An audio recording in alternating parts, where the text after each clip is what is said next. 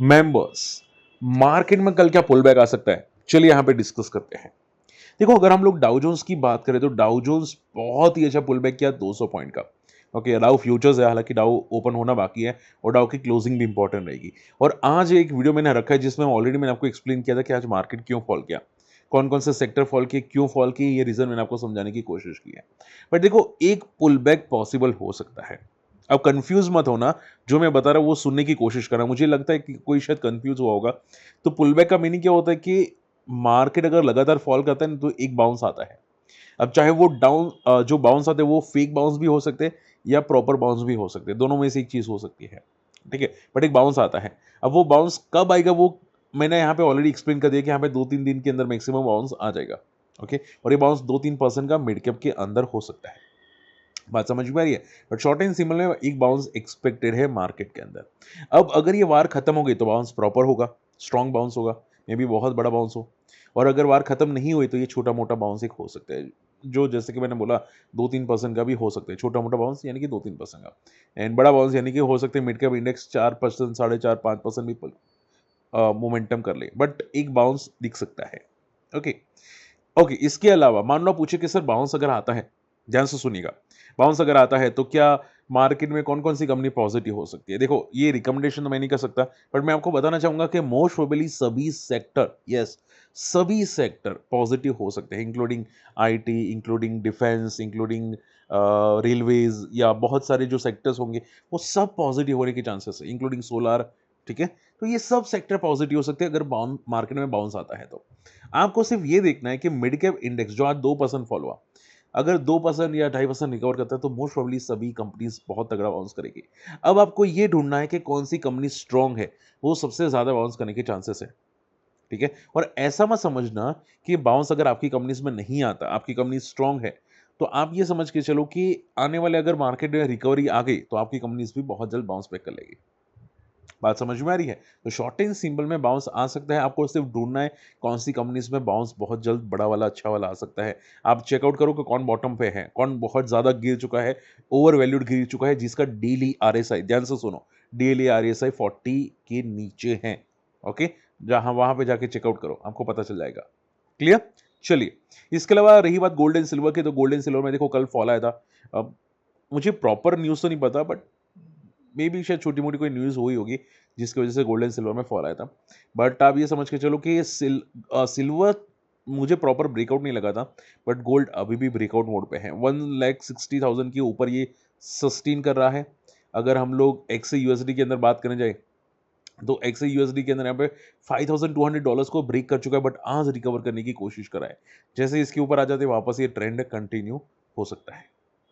Okay, तो golden silver में bounce back बहुत अच्छा था, सस्टेन नहीं किया थोड़ा बहुत, बट आप ये समझ के चलो कि अगर आपको शॉर्ट करने का सोच रहे हैं, आप बोले कि सर मुझे शॉर्ट करना है, ठीक है, शॉर्ट में क्या सोचूं मैं, क्या क्या स्ट्रेटजी रखूं, तो आपको सिंपल बात है, अगर गोल्ड स्पॉट यूएस डॉलर 5,100 को ब्रेक कर दे, कितना, 5,100 को ब्रेक कर दे, आप ये समझ के चलो यहाँ से फिर गोल्ड स्पॉट वापस $5,000 या उससे नीचे जा सकता है।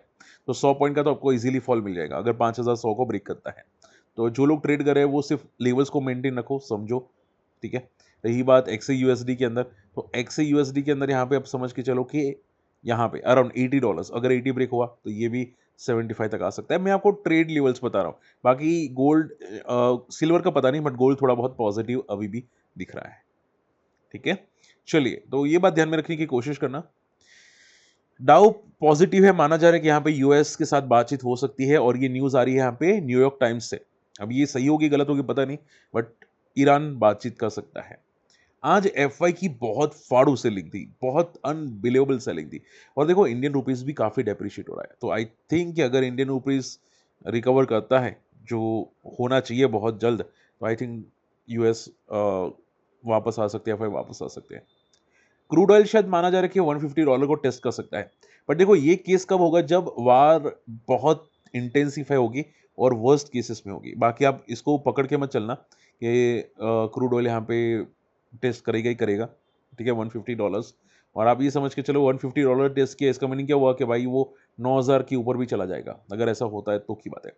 बाकी अभी के लिए यहाँ पे एक बहुत तगड़ा रेजिस्टेंस है, वो अराउंड में अगर बात करें जब यहाँ पे अप्रोक्सीमेटली 7,000 या 7,100 के ऊपर है। अगर डेली चार्ट पे इसके ऊपर क्लोजिंग आती है 7,000 या 7,100 के ऊपर, तो मोमेंटम वापस क्रूड ऑयल में हो जाएगा पॉजिटिव।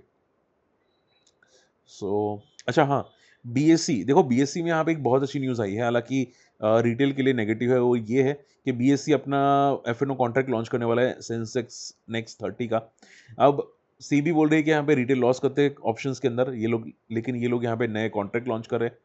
यानी कि सीबी एक दोगली है, कोई भरोसा नहीं, ये पागल है, ठीक है, दुनिया को पागल बनाती रहती है, खुद मतलब मार्केट के तुरमखान समझती है, ठीक है। तो इसको तो कहना समझना बहुत मुश्किल है सीबी को।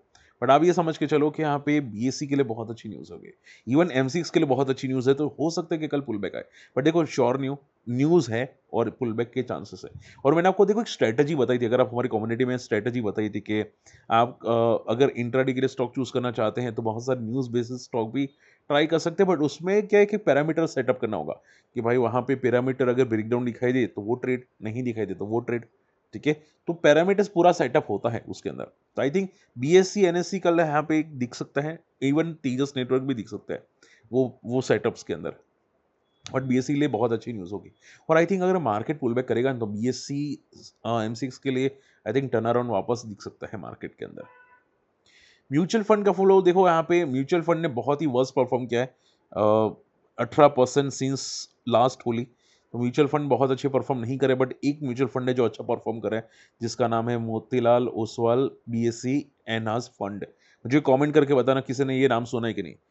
ये मैं आपको रिकमेंड नहीं कर रहा हूँ, बट मैं आपको बता रहा हूँ कि ये फंड भी है जिसने आई थिंक लास्ट ईयर 30% का रिटर्न दिया है, म्यूचुअल फंड ने। किसी ने अगर सुना है कि नाम, मुझे कमेंट करके बताना। ओके, ऐसे भी म्यूचुअल फंड्स हैं। तो बहुत सारे लोग होते हैं कि भाई जिनको कुछ म्यूचुअल फंड के नाम भी नहीं पता होते, अच्छे हैं कि नहीं पता होते। अब आप हमारे लिंक से अकाउंट ओपन कीजिए, हम आपको कांटेक्ट कीजिए, हम आपको प्रॉपर गाइड करेंगे म्यूचुअल फंड के अंदर भी। ओके, चलिए। अपोलो माइक्रो को यहाँ पे 700 मिलियन का ऑर्डर मिला है डिफेंस प्राइवेट सेक्टर से। अब देखो, एचएल को ऑर्डर मिला था, एचएल भागा नहीं, बट अपोलो को मिला। ये छोटी कंपनी है, भागने के चांसेस है, ठीक है। और डिफेंस के लिए तो बहुत अच्छी बात होगी ये चीज़ है। अब ये समझ के चलो कि इसका एक सपोर्ट है अराउंड 160 से लेके 200 का। ये अगर 20 अगर मान लो ये फॉल कर रहा है, यहाँ पे आ रहा है, तो यहाँ पे बाउंस करने की चांसेस दिख रहे हैं अपोलो के। ओके, सो अपोलो के लिए पॉजिटिव न्यूज़ है। And last not the least, MCX के लिए यहाँ पे एक न्यूज़ है। यहाँ पे जो आपको वॉल्यूम्स कम दिख रहे थे गोल्ड सिल्वर या क्रूड ऑयल के अंदर, उसमें क्या था कि यहाँ पे एक्सपायरी थी, बहुत नज़दीक नज़दीक थी। वो शायद उसको लिक्विडिटी प्रॉपर करने के लिए यहाँ पे एक्सपायरी को थोड़ा कम करेंगे और कुछ चीज़ें चेंजेस करने वाले, ईज ऑफ डूइंग बिजनेस करने वाले, ताकि आपको वॉल्यूम्स दिखाई दे कमोडिटीज़ के अंदर, ठीक है। बट ये देखो, ये पहले करना चाहिए, ये सेबी मतलब क्या है कि इसको पता नहीं क्या बोलूँ मैं, कौन सा वर्ड यूज़ करूँ, पता नहीं कौन से सड़क छाप यूनिवर्सिटी से यहाँ पे कॉलेज किया है, ज़ीरो नॉलेज है। बट M6 के लिए अभी के लिए तो पॉजिटिव न्यूज़ है, ठीक है। सो इट्स ओके, अच्छी न्यूज़ है। And last not the least, Gurugram देखो, यहाँ पे एक बहुत इंपॉर्टेंट नेगेटिव न्यूज़ है कि डीएलएफ ने जो घर बनाए थे, वो घर में काफ़ी मिसमैच है, ठीक है। जो बोला गया था कि भाई इतने इतने घर में देने वाले हैं चीज़ें, वो नहीं दिया गया है, और डीएलएफ के लिए बहुत बड़ा नेगेटिव पॉइंट है, और ये पूरा मामला भी सीबीआई जांच करेगी। तो थोड़ा नेगेटिव चीज़ है जिसकी वजह से डीएलएफ फॉल किया। एंड देखो, डीएलएफ में आप ये समझ के चलो कि अभी प्रॉपर्टी सेक्टर थोड़े डाउन रह सकते हैं, जितनी भी प्रॉपर्टी कंपनीज हो सकती है वो डाउन रह सकती है। तो प्रॉपर्टी सेक्टर्स में थोड़ा कॉशियस रहना, जितनी भी है, क्योंकि अगर इन्फ्लेशन बढ़ेगा प्रॉपर्टीज में बहुत तगड़े नेगेटिव इम्पैक्ट्स आएंगे। तो वर्स्ट परफॉर्मिंग सेक्टर शायद हो सकता है आपको प्रॉपर्टी सेक्टर दिखे, ठीक है। चलिए, तो देखो, मैं गोल्ड एंड सिल्वर वीडियो के स्टार्टिंग में डिस्कस कर चुका हूँ लेवल्स, आप जाके वीडियो का स्टार्ट जरूर देख लीजिएगा। तेजस नेटवर्क की बात करें, sir please discuss Tejas network. See, Tejas network I think 4 दिन बहुत लगातार पॉजिटिव गया था, ठीक है। कुछ ऑर्डर मिले थे, उसके बाद वो पॉजिटिव गया था, आज भी थोड़ा पॉजिटिव था। बट जिस तरह से चार्ट बता रहा है, ये बता रहा था यहाँ पे डेली चार्ट ऐसा, सी ऐसा आई थिंक कुछ था, ठीक है। ऊपर क्लोजिंग अच्छी नहीं थी और क्लोजिंग थोड़ी सी नीचे आती हुई दिखाई दी, विच सेज के ये टॉप बना रहा है टेम्पररी, और एक फॉल आ सकता है। अब फॉल 3% से या 2% से लेकर 10% तक का भी तेजस नेटवर्क के अंदर हो सकता है। सो बी केयरफुल, ओके। अगर आपका 1-2 दिन या वीक का व्यू हो तो बहुत केयरफुल लेना। चार्ट्स में एक रेजिस्टेंस दिखना स्टार्ट हो चुका है। फिनोलेक्स इंडस्ट्रीज, सर ने बोला था कि सर मैंने आपका गलत क्वेश्चन चूज किया। देखो सर, फिनोलेक्स इंडस्ट्रीज मैंने प्रॉपर आज चेकआउट किया। बिजनेस मॉडल्स में थोड़े से प्रॉब्लम है, ग्रोथ नहीं है कंपनी के अंदर। एक टाइम पे जो 170 करोड़ का प्रॉफिट कर रही थी, आज की डेट के अंदर 400 करोड़ का प्रॉफिट कर रही है, जो पहले 1000 करोड़ का भी था। तो इसका बिजनेस में बहुत डाउन साइड है, बहुत ट्रेजेडी आई है और बहुत ही वीक हो चुका है। तो जब तक फंडामेंटल्स अच्छे नहीं होते तब तक तो कहना बहुत मुश्किल है कि ये रिकवर करेगा कि नहीं करेगा। So be be careful.